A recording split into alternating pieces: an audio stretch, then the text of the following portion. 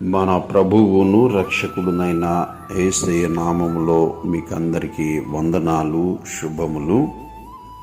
నేను క్రీస్తు కొరకు పరిశుద్ధులతో సహవాసం చేయండి.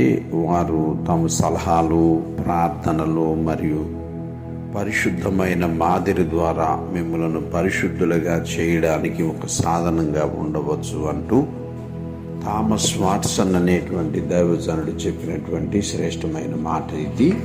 దేవుని వాక్యంలో ఎఫెసీయులకు రాసినటువంటి పత్రిక 1వ అధ్యాయము 17 నుండి 19 వరకు.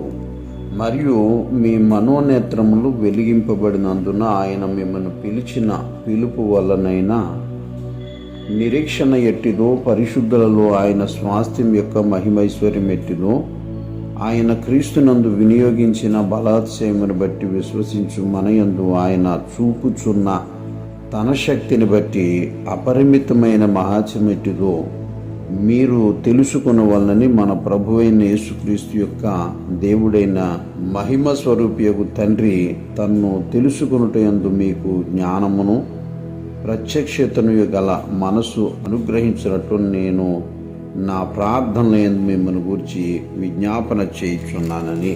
అలాగే ఎఫెసీ పత్రికలో 3వ అధ్యాయము 15 నుంచి 19 వరకు కూడా చూసినట్లయితే, మీరు అంతరంగ పురుషుని యందు శక్తి కలిగి ఆయన ఆత్మ వలన బలపరచబడినట్లుగాను, క్రీస్తు మీ హృదయములలో విశ్వాసము ద్వారా నివసించినట్లుగాను తన మహిమైశ్వర్యము చొప్పున మీకు దయచేయవలనియు, మీరు దేవుని సంపూర్ణత యందు పూర్ణులగునట్లుగా ప్రేమయందు వేరుపారి స్థిరపడి సమస్త పరిశుద్ధులతో కూడా దాని వెడల్పు, పొడుగు, లోతు, ఎత్తు ఎంతో గ్రహించుకున్నటకును జ్ఞానమునకు మించిన క్రీస్తు